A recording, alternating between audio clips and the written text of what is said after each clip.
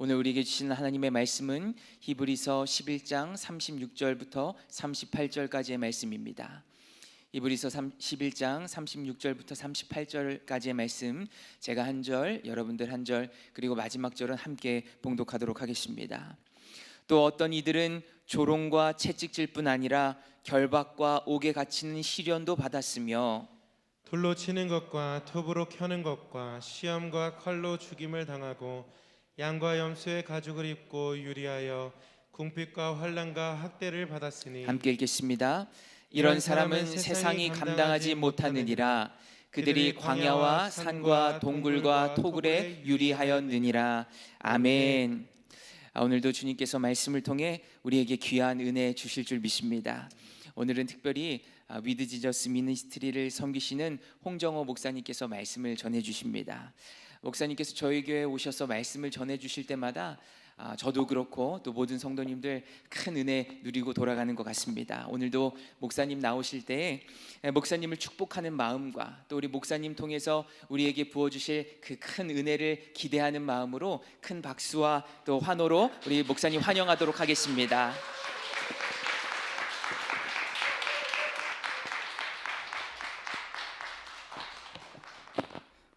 네, 너무 감사합니다. 제가 그 코로나 격리 대상자 이렇게 전문 대타가 좀 된 것 같습니다. 지난번에 우리 정기현 목사님 코로나 자가격리 때문에 왔고요. 제가 이번에는 원래는 저희 위지엠 대표로 섬기시는 김승혜 목사님이 오시기로 했는데 또 밀 접촉자가 되셔가지고 제가 대신 왔습니다. 제가 요즘에 많이 이렇게 그 예수의 사람 제자 훈련 또 예수동행 일기를 교회에 세우려고 많이 다닙니다. 근데 오늘 함께하는 교회가 제자 훈련도 하고 동행 일기도 쓰고 함께 기도하고 하는 모습을 보니까 되게 마음도 좋았고요. 또 교회를 다니면서 이런 교회 모습이 좀 되면 좋겠다 하는 마음이 있는데요. 그래서 함께하는 교회 오면 제가 꼭 힘을 얻습니다. 이렇게 돌아갈 때 늘 힘을 얻고 가요. 그래서 생명 있는 교회는 이렇게 다른 것 같습니다. 그래서 오늘도 함께 주님의 말씀을 같이 좀 나누는 시간이 됐으면 좋겠습니다. 네, 제가 사역하는 위지엠에서는요 예수동행일기를 이렇게 알리고 또 예수님과 동행하는 일 가르치고 있는데요. 그래서 이렇게 처음 쓰시는 분들에게 가이드 쓰기라는 게 있습니다. 어떻게 써야 될지 이제 모르시니까 이제 그 질문에 따라 답을 하는 방식으로 써보게 하고요. 그리고 맨 마지막에 꼭 하게 하는 것이 감사 제목을 꼭 3가지를 써봐라. 그래서 일기를 마무리하도록 합니다. 왜냐하면 감사라는 거는요 신앙의 언어거든요. 감사라는 걸 통해서 신앙에 대한 자신을 이렇게 점검할 수 있는 좋은 기회이기 때문에 자꾸 이렇게 써보도록 그렇게 합니다. 작년 말에 월드비전에서 감사에 대한 이렇게 조사를 한 게 있더라고요. 이렇게 인식에 대한 설문조사를 한 게 있는데요. 제가 되게 그 몇 가지 기억에 남는 게 있었습니다. 평소에 감사의 마음을 어느 정도 느끼냐? 그러니까 여기에는 좀 높더라고요. 한 92% 정도가 감사하는 마음으로 산다. 이렇게 그리스도인들이 이렇게 대답을 해줬어요. 감사의 마음을 느끼지 못하는 이유, 느끼지 못할 때 왜 그러냐? 그러니까 42%가 감사할 일이 없다. 그리고 27%는 좋은 일이지만 운이 좋아서 된 것 같다. 이게 교인들이에요. 이렇게 이야기를 하셨고요. 또 범사에 감사라는 말씀이 있잖아요. 이 범사에 감사라는 말씀에 대한 인식을 조사해 보니까 85%는 꼭 해야 되는 건 아니다. 뭐 이렇게 답을 하셨습니다. 그리고 감사를 이렇게 표현하는 대상이 있는데요. 하나님께 감사를 표현하는 그 대상이 하나님에 대해서 표현할 때 88%, 또 자녀에 대해서도 감사의 마음을 표현한 게 85%. 그래서 이렇게 비슷하게 이렇게 나왔어요. 결론은 그 교수님이 이렇게 내리시더라고요. 그리스도인들에게 감사는 꼭 실천해야 될 명령이라고 생각하지 않는다. 이게 첫 번째. 두 번째는 감사에 대한 마음이 하나님이나 자녀들에게 아들아 고마워, 딸아 고마워 얘기하는 거랑 비슷한 수준이라는 거예요. 좀 이렇게 본인이 이 조사를 하고 굉장히 놀랬다고 이렇게 이야기를 하셨습니다. 그렇다면 하나님이 분명히 기뻐하시는 감사가 있거든요. 하나님 기뻐하시는 감사가 있는데 어떻게 그걸 감사할 수 있을까? 어떻게 하면 하나님이 기뻐하시는 감사를 할 수 있는 그런 우리가 사람이 될까? 오늘 그 얘기를 제가 나눠 보려고 합니다. 성경에서는요 보이지 않는 예수님을 이렇게 바라보라고 이야기를 합니다. 그거는요, 본다는 거는 꼭 눈으로만 보는 게 있지 않다는 것을 우리가 알 수 있어요. 마태복음 13장 13절에 예수님이 이렇게 얘기를 합니다. 그들이 보아도 보지 못하며, 안타까운 마음으로 이야기를 하는 거예요. 그러니까 눈으로 보는데 보지 못한다는 거예요. 성경에는요, 두 종류의 눈이 있다고 얘기를 합니다. 첫 번째는요, 육체의 눈이에요. 우리가 눈으로 보는, 지금처럼 서로 우리가 보고 있는 육체의 눈이고요. 또 하나는 마음의 눈이 있다고 이야기를 합니다. 육체의 눈은 우리가 컴퓨터도 보고 스마트폰도 보고 뭐 각종 그 영상 장비들, 오락 매체들 다 눈으로 보는 거죠.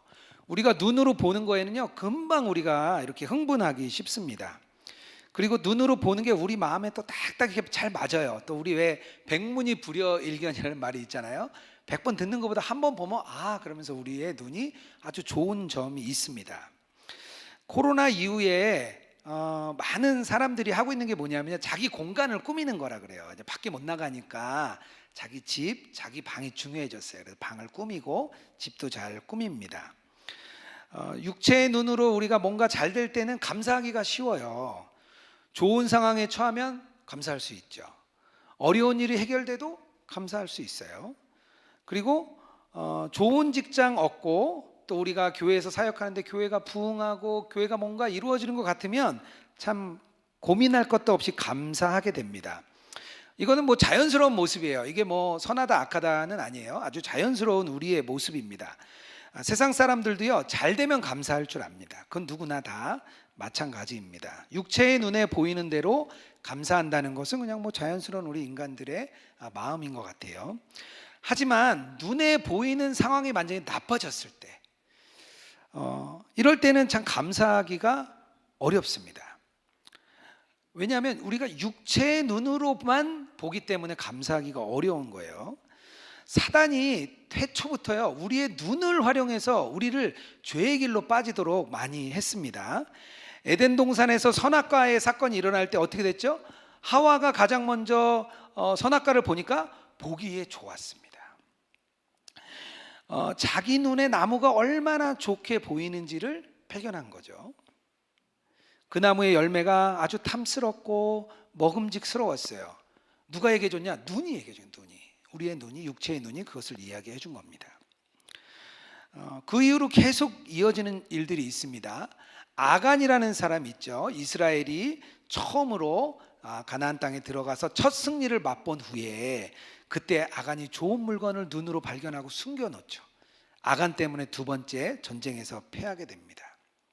죄에 대해 무너졌어요. 다윗도 동일하죠. 그 훌륭한 다윗이 밧세바를 보고 음욕을 품게 됩니다. 눈을 통해서 보게 된 거죠.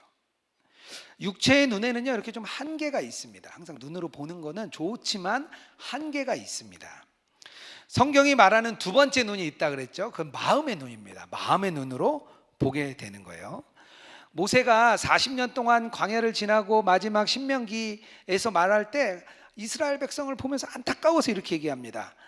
육체의 눈은 있으나 마음의 눈이 없다는 거예요. 신명기 29장 4절이에요. 깨닫는 마음과 보는 눈과 듣는 귀는 오늘 여호와께서 너희에게 주지 아니하셨다. 깨닫는 마음을 주지 않으신 거예요. 사도 바울도요, 마음의 눈으로 보기를 원했어요. 에베소서 1장 18절이에요. 너희 마음의 눈을 밝히사 그 부르심의 소망이 무엇인지 알기 원한다, 이렇게 얘기를 했습니다. 이런 눈을 가진 사람들이 감사가 나오는 거예요. 이런 눈을 가지면 감사가 달라집니다. 눈에 보이는 상황이 없는데 감사할 수 있는 거예요. 똑같이 육신의 연약함과 아픔이 있는데도 감사할 수 있는 거예요. 어려운 시련이 똑같이 오는데도 감사하는 마음이 생깁니다. 오늘 본문을 읽었죠. 앞부분에 조롱당하고 채찍질당하고 궁핍과 환난과 학대를 받는데도 감사할 줄 아는 사람들, 감사의 깊이가 다른 거죠. 마음의 눈이 있기 때문에 보는 환경이 다르게 보이는 거예요. 먼저 마음의 눈으로 바라보고 그리고 육체의 눈으로 바라보게 됩니다. 요한계시록에 서머나 교회가 나오는데요. 그 서머나 교회는 칭찬받은 몇 안 되는 교회 중에 하나입니다. 근데 그들의 삶은 평탄치는 않았던 것 같아요.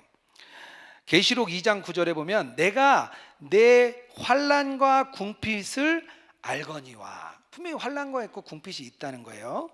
그런데 그들은요, 눈으로만 보지 않고 마음의 눈으로 봤더니 어떤 일이 생겼냐? 실상은 내가 부요한 자니라. 요한이 보기에 그들은 환난과 궁핍 가운데 있지만 실상은 너희가 부요한 자라는 거예요. 마음의 눈으로 보니까 달라지는 거죠. 어떤 목사님께 이렇게 물을 수 있습니다. 목사님, 목회가 무엇입니까? 이렇게 물으면 이렇게 대답할 수 있을 거예요. 예배 때 설교하고 성도들이 성장하도록 돕고 성경 프로그램도 만들고 성도 간에 어려움이 있으면 갈등을 조절하는 일을 합니다. 뭐 이렇게 대답할 수 있어요. 또 한 사람은 이렇게도 대답할 수 있습니다. 목사님, 목회가 뭡니까? 이렇게 물어볼 때 예수님과 함께하고 하나님 나라를 같이 만들어가는 것입니다. 이렇게 대답할 수도 있어요. 육체의 눈으로 보는 것과 마음의 눈으로 보는 게 이렇게 다를 수가 있습니다. 마음의 눈이 열리니까 감사하는 상황이 달라져 보이는 거예요. 독일의 신학자이고 목회자인 디트리 본 회퍼 목사님 잘 아실 거예요. 2차 세계대전 때 반나치 운동을 하고 그리고 히틀러를 이렇게 저격하려고 했다가 체포되어 감옥에 들어가서 형장의 이슬로 사라지셨습니다. 이분이 옥에 갇혀서 뒤를 돌아보니까 자기가 이 자리에 갇혀 있는 게 너무 안타까웠던 거예요. 너무 심란하기도 하고. 근데 그분이 이렇게 얘기를 합니다. 감사하는 마음이 없다면 나의 과거는 깊은 어두움으로, 알 수 없는 수수께끼로, 아무것도 아닌 것으로 떨어질 것과 같다. 이렇게 얘기를 합니다. 감사는요, 우리 그리스도인의 그런 신앙의 상태를 점검하는 시금석이에요. 기준과 같은 겁니다. 그렇다면 어떻게 하면 우리의 마음이 활짝 열려서 이런 감사를 할 수가 있을까요? 우리도 그러고 싶죠. 우리도 다 영적인 눈이 열려서 이렇게 다 감사하고 싶잖아요. 그래서 그것을 좀 더 나눠야 될 것 같습니다. 감사라는 단어의 어원이 좀 특별해요. 감사라는 단어의 어원이 이렇습니다. 독일어로 감사가 danken이라는 뜻이에요. danken. 근데 생각하다는 denken이에요. denken. 영어로도 비슷합니다. 영어로도 감사하다는 think인데요. 그리고 생각하다는 think입니다. 한자만 틀려요. A하고 I 한자만 틀려요. 그래서 어원상 감사하다는 어원이요, 생각하다는 것으로부터 이렇게 나온 것으로 나옵니다. 결국에는 올바르게 생각을 할 때 감사가 되어지는 거예요. 감사할 줄 모르는 사람은요, 자신의 삶에 대해서 생각하지 않는 사람이에요. 깊이 있게 자기 삶을 생각해 보지 않은 사람들입니다. 요한계시록 2장에 에베소 교회에 보내는 편지에서 이렇게 얘기를 합니다. 처음 사랑을 버렸다고 얘기를 하는데요, 너희가 아주 성공해 보이나 속은 그렇지 않다. 이렇게 얘기하면서 해결책을 제시합니다. 에베소 교회에 해결책을 주는 거예요. 너희들이 첫사랑을 버렸어. 근데 내가 해결책을 줄게. 이렇게 얘기합니다. 2장 5절이에요. 계시록. 그러므로 어디서 떨어졌는지 생각하고, 먼저 생각하는 거예요. 그리고 회개하여 처음 행위를 가지라. 우리가 무조건 회개로 달려가는 게 아니에요. 우리 잘못했으니까 회개로 가는 게 아니라 먼저 삶을 돌아보고 생각을 하는 거예요. 먼저 생각하기를 권면합니다. 그래서 성경에서는요, 이렇게 어떤 생각을 해야 되는지, 우리가 뭘 생각해야 될까, 이것이 중요한데요, 생각에 그 기초할 때 감사가 나오는 거예요. 어떤 생각을 해야 되냐? 첫 번째는요, 하나님의 선하시고 인자하심을 생각해야 돼요. 하나님이 선하시고 인자하시다는 것을 생각해야 됩니다. 시편 106편 1절입니다. 여호와께 감사하라. 그는 선하시며 그 인자하심이 영원함이로다. 이것이 성경에서 말하는 첫 번째의 출발점입니다.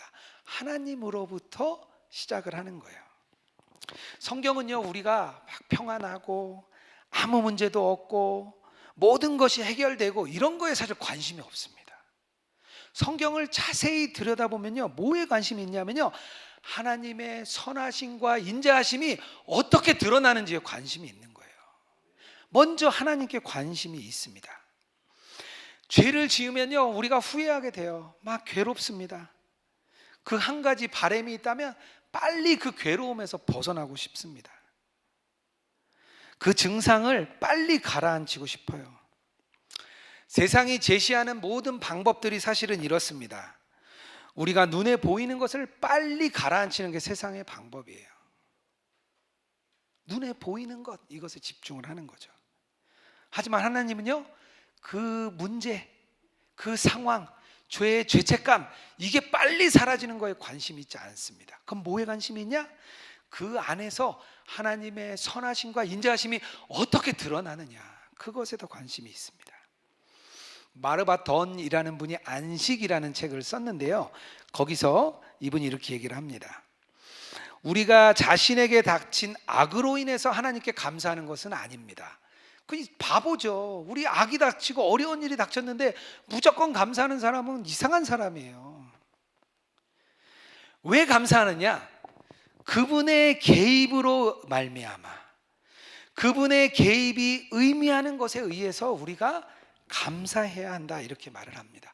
우리의 삶에 어려움이 닥쳤는데요, 그 어려움 속에 하나님이 개입해 주시기 때문에 감사한다는 거예요.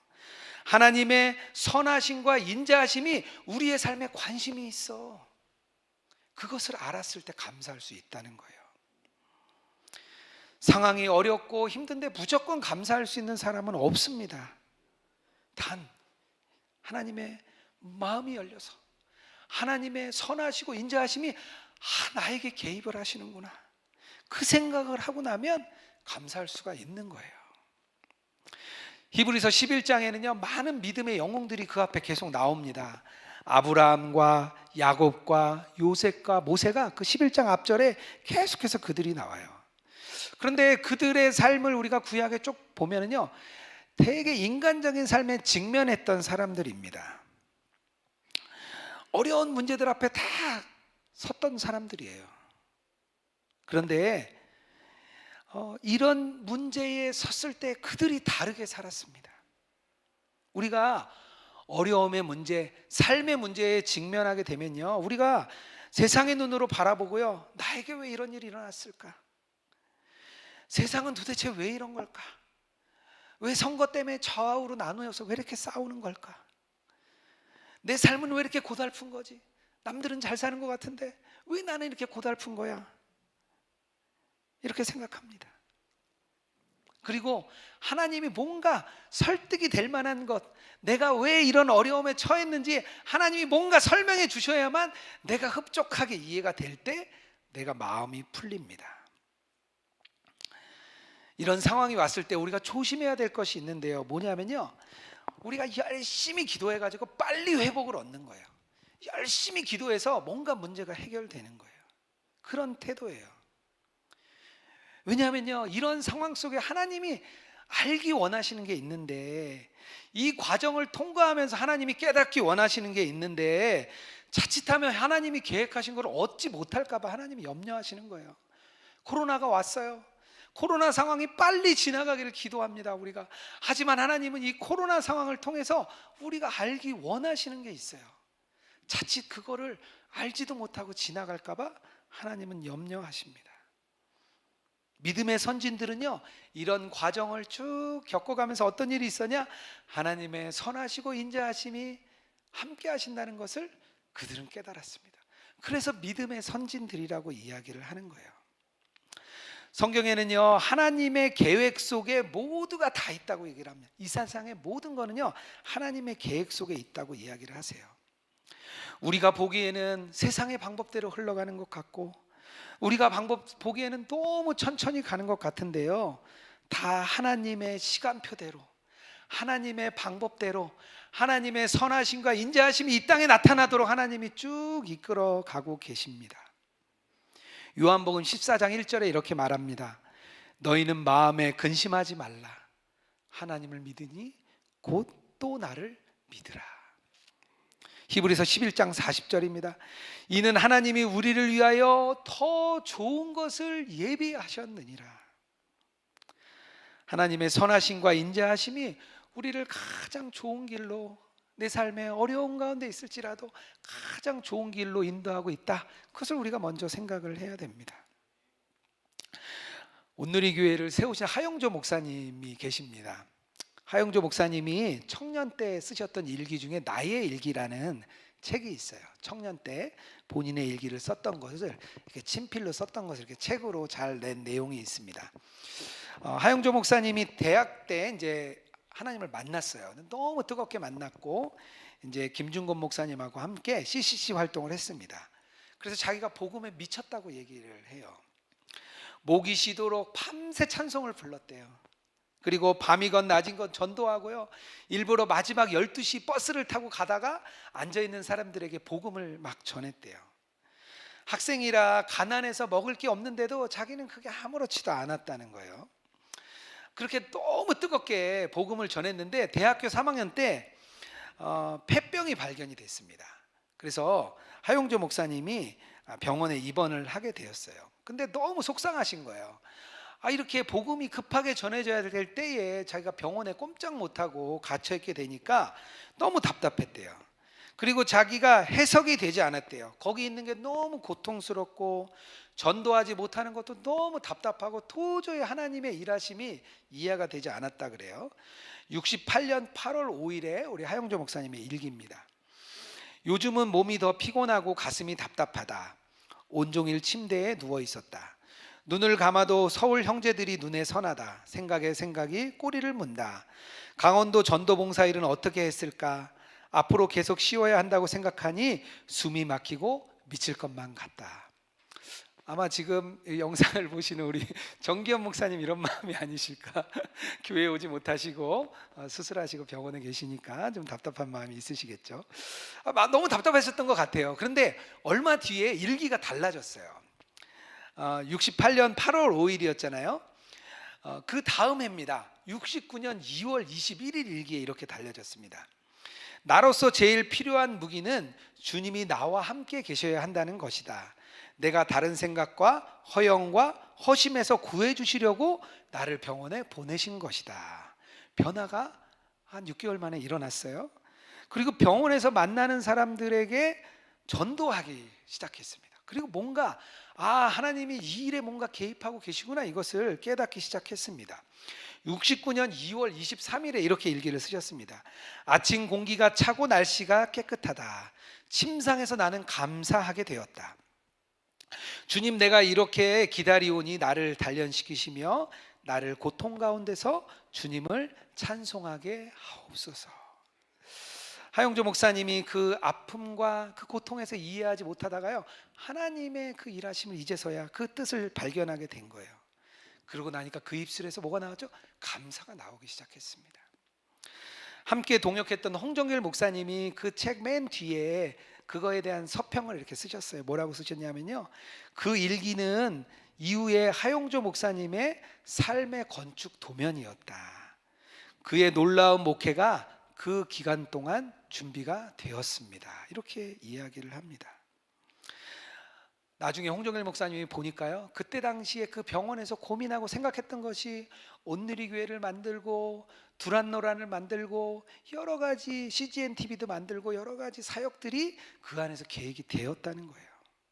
하나님의 선하시고 인자하심이 그곳에 드러났습니다.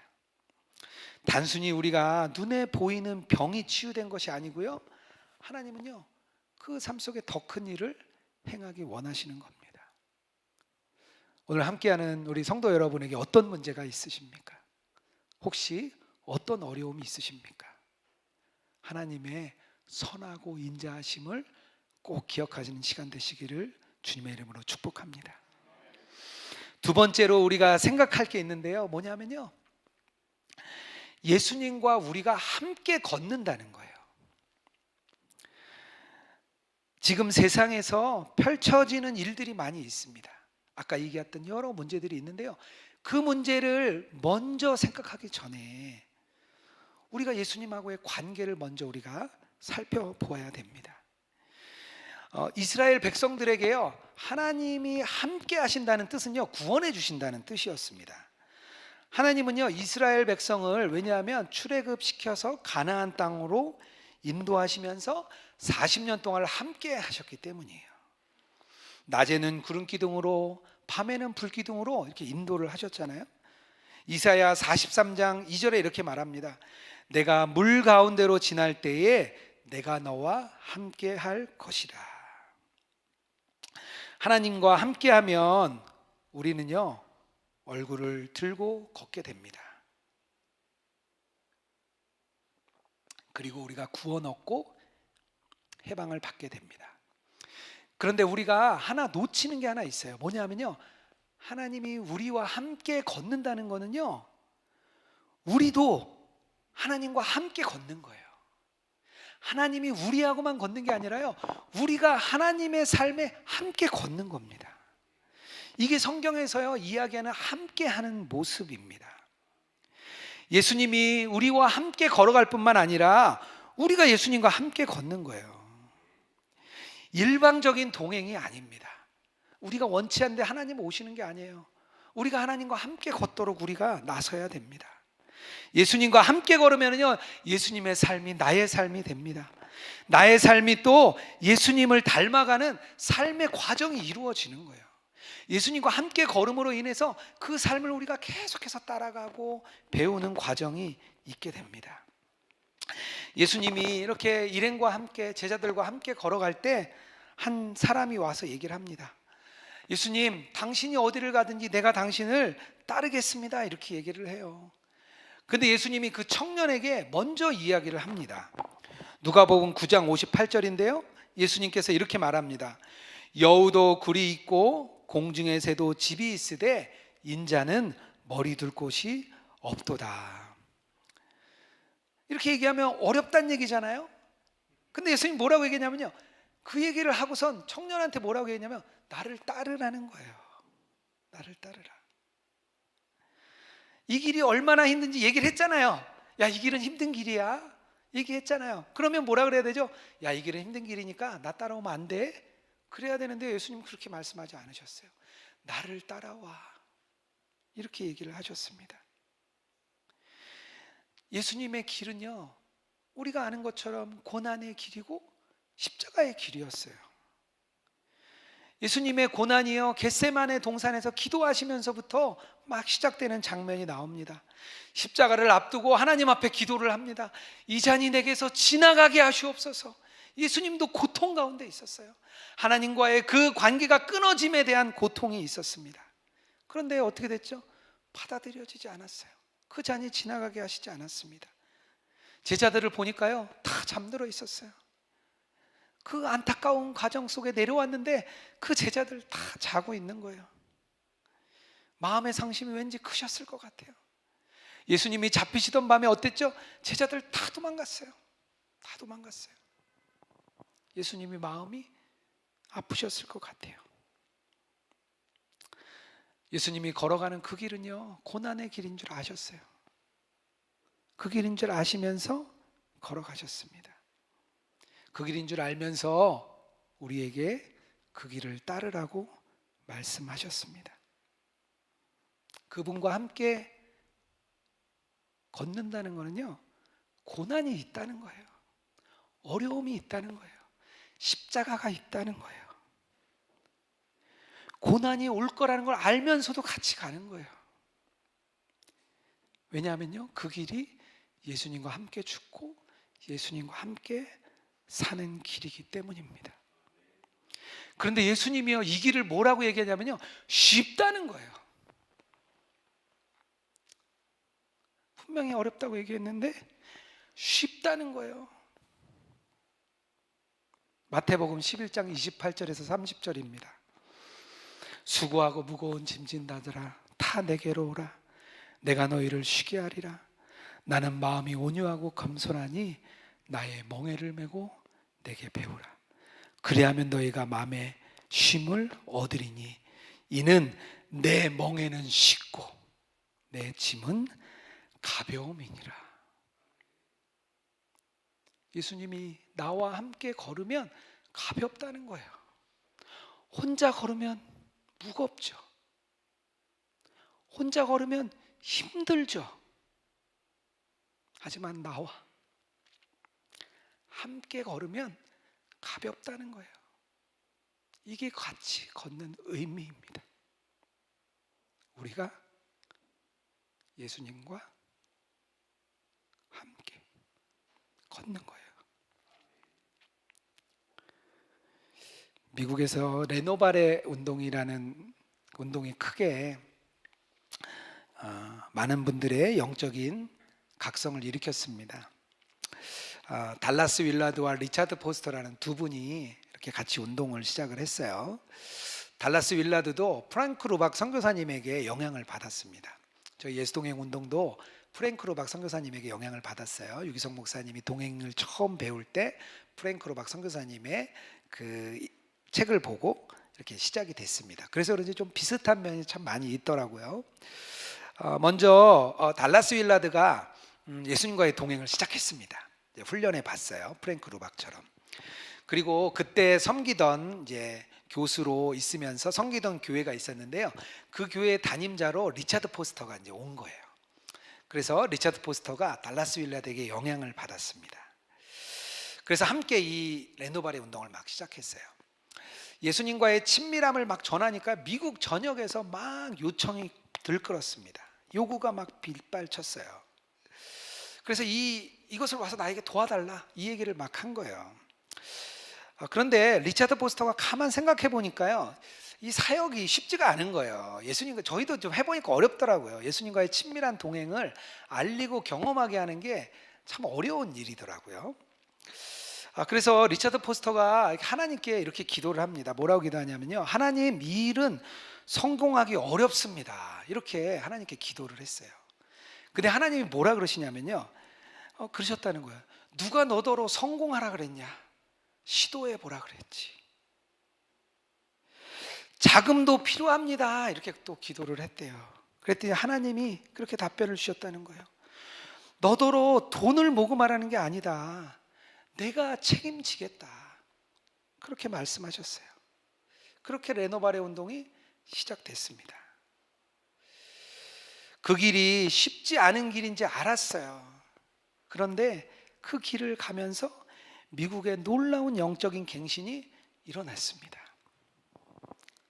많은 문제들을 일으켰습니다. 미국의 성공주의와 번영주의에 찬물을 끼얹는 그런 일이 일어났습니다. 유기성 목사님도 예수동행 운동을 처음 시작할 때 그러셨다 그래요. 예수님께서 너 이 운동 실패할 거다 이렇게 말씀을 하셨다 그래요. 제가 그 얘기를 들을 때마다 늘 나는 이 실패하는 운동에서 뭘 하고 있는 거지? 제가 그런 생각 많이 했습니다. 우리가 말씀대로 사는 길은요, 고난의 길일 수 있습니다. 복음을 전하는 삶도요, 고난의 길일 수가 있어요. 예수님의 고난이 나의 고난이 될 수 있습니다. 그러나 우리는 알아요. 그 길이 생명의 길이고, 그 길이 부활의 길이고, 그 길이 사는 길이라는 걸 우리가 알기 때문에 예수님과 함께 걷는 거예요. 실패할 줄 알면서도 걷는 거죠. 예수님이 우리와 함께 걷고 우리도 예수님과 함께 걷습니다. 이것이 우리가 생각해야 될 두 번째 귀한 생각입니다. 이런 사람에게 나타나는 결과가 있어요. 감사하는 사람들에게 나타나는 결과가 있습니다. 하나님이 왜 우리에게 자꾸 감사하라고 하느냐, 그 이유일 수도 있을 것 같아요. 저는 38절에 이렇게 말합니다. 이런 사람을 세상이 감당하지 못하느니라. 세상이 감당하지 못하는 사람이 된다는 거예요. 하나님은요, 우리가 구원받고 끝나라고 얘기하신 게 아니에요. 교회 안에서만 우리가 구원받고 있으라고 거 얘기하는 것도 아니에요. 우리를 세상에 보내셔서 그리스도인으로 살아가게 하시는 겁니다. 이 세상 가운데 들어가서 그리스도인답게 살아가기를 원하시는 거예요. 우리가 복음의 증인으로 삶 가운데 복음으로 살아내기를 주님이 원하시는 거예요.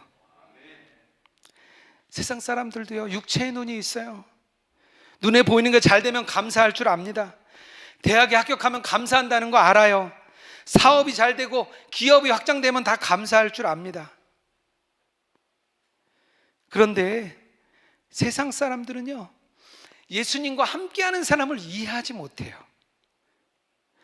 어려운 일이 많은데 감사하는 사람들, 재정 문제로 어려운데 감사하는 사람들, 건강이 나빠졌는데 감사하는 사람들, 문제가 생겨서 해결할 수가 없는데 감사하는 사람들, 그 안에서 하나님의 뜻이 무엇인지 찾으려고 애를 쓰는 사람들,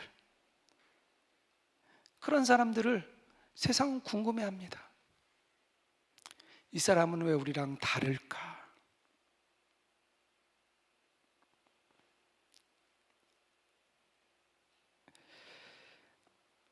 하나님께 감사하는 사람은요, 다릅니다. 그래서 세상이 이런 사람을 감당하지 못하는 거예요. 하나님께서 우리를 그래서 자꾸 감사하라고, 이게 신앙의 언어야라고 이야기를 하시는 겁니다. 제가 작년 12월 이렇게 넘어가면서 굉장히 영적인 침체의 시간이 좀 있었습니다. 이렇게 연말이 되면 좀 지쳐서 좀 그러기도 하는 것 같아요. 저희 예수동행 운동이 굉장히 좀 바쁜 사역들이 1년 내내 막 돌아가다 보니까 좀 이렇게 지침도 좀 있었습니다. 그런데 이렇게 돌아보니까 그래도 그렇게 특별히 침체될 만한 상황이 아니었어요. 왜냐하면 코로나 동안 저희 예수동행 운동, 예수동행 일기는 오히려 더 많이 이렇게 활발하게 또 널리 퍼지게 됐습니다. 온라인 상황이 되다 보니까 저희가 그동안 10년 동안 준비했던 것들이 굉장히 많이 펼쳐졌습니다. 작년 12월 말에 12월 마지막 2주 동안 10,000명이 저희 회원이 가입이 될 정도로 막 뜨겁게 폭발이 있었습니다.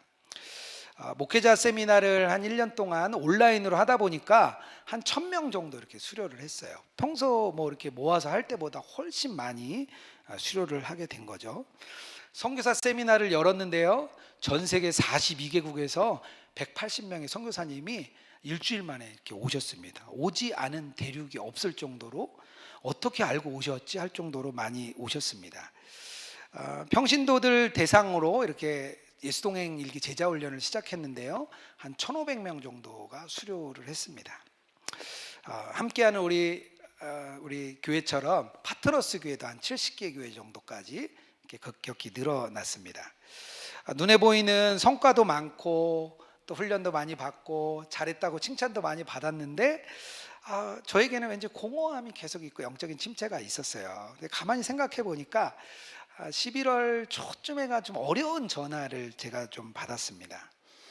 그 전에 훈련에 참여했던 어떤 성도님이셨는데요, 저희들도 조금 뭐 실수가 있었던 것 같아요. 근데 저도 죄송하다고 이야기하고 막 하여튼 저희 같이 사역하는 분들이 전화를 막 돌려가면서 다 죄송하다고 얘기하고 진짜 싹싹 빌었어요, 정말. 근데 그분이 이렇게 하여튼 좀 마음이 어려운 일을 계속 좀 하셨습니다. 근데 제가 좀 되게 실망스러웠던 것 같아요, 마음에. 왜냐하면 그렇게 예수님과 동행하는 훈련을 뜨겁게 받았는데 끝난 지 얼마 안 됐는데 그런 모습이 보이니까 제가 너무 낙심이 된 거예요. 파트너스 교회가 많은데 또 가만 생각하니까 그렇게 뜨겁게 일어난 교회도 없어요. 그러니까 마음에 되게 낙심이 제가 막 됐습니다. 그러니까 이렇게 동행일기 쓰는 게 싫더라고요. 막 너무 이렇게 쓰기 싫은데 억지로 좀 많이 썼습니다. 일기를 한날은 쓰면서 이렇게 많이 좀 생각을 해보았습니다. 지나간 생각도 해보고 또 그동안 이루어졌던 하나님의 역사도 생각해보고 이렇게 돌아보게 됐습니다. 근데 생각해보니까 제가 2012년에 처음으로 예수동행 운동 이제 영성일기였죠. 담당자가 돼서 제가 그때 이제 뽑혔어요. 처음 뽑혔는데 유기성 목사님이 할 게 없다는 거예요. 일을 찾아서 해보라는 거예요. 그래서 매일 제가 하는 거는 내일은 뭐 할까? 막 그런 고민을 맨날 했어요. 내일은 뭐 하지? 도대체 이걸로 뭘 하라는 걸까? 막 고민을 많이 했습니다. 지금은 저희가 12명이 사역자가 있거든요. 12명이 함께 사역을 정말 바쁘게 하고 있어요. 제 힘으로 된 건 하나도 없었고 하나님이 가는 대로 그대로 걸어갔더니 지금까지 왔다는 걸 제가 알았어요. 재정도 채워주셨고 후원자도 보내주셨고 함께하는 동역자들도 보내주셨습니다. 그리고 기도하는 사람들이 많이 늘어났어요. 함께 우리 기도자들이 굉장히 많이 늘어나 있습니다. 그렇게 생각하고 나니까 일기를 제가 이렇게 다시 마무리를 했습니다. 이렇게 썼어요. 마지막에 돌아보니 지금까지 온 것이 얼마나 큰 은혜이고 감사인가 깨달았습니다. 지금까지 이끄신 주님이 앞으로도 이끄실 것이라는 믿음을 고백하게 되었습니다. 마음에서 자연스럽게 우러나오는 고백이 아니라 고백할 수밖에 없는 연약함이었습니다. 그렇지만 주님을 의지하고 나간다는 것이 무엇인가 깊이 깨닫고 생각하는 시간이었습니다. 제가 이렇게 일기를 마무리했습니다. 감사에 대한 특별한 마음이 제 안에 그때 생겼어요. 막 회복이 막 빨리 일어나진 않았습니다. 막 더디게 일어났지만 하나님이 그래, 하나님이 가장 좋은 길로 인도하실 거야. 그래, 우리 실패할 거라고 했는데 이만큼 온 것만 해도 너무 대단한 거야. 그런 생각이 제가 들었습니다. 그 길이 순탄치 않지만 그래, 예수님과 함께하는 길이잖아. 그런 마음이 제 안에 들었습니다. 우리 사랑하는 성도님들께 좀 묻고 싶습니다. 오늘 어떤 감사를 드리고 계십니까? 내 마음 안에 어떤 감사가 내 속에서 일어나고 계십니까? 우리가 하나님의 선하시고 인자하심을 생각하고요, 예수님과 함께 예수님의 그 길을 걷게 되는 여러분 되시길 주님의 이름으로 축복합니다. 그러면요, 세상이 감당하지 못하는 그런 사람이 됩니다. 세상이 감당하지 못하는 그런 감사가 우리에게로부터 나오게 됩니다. 그런 여러분 되길 주님의 이름으로 축복합니다.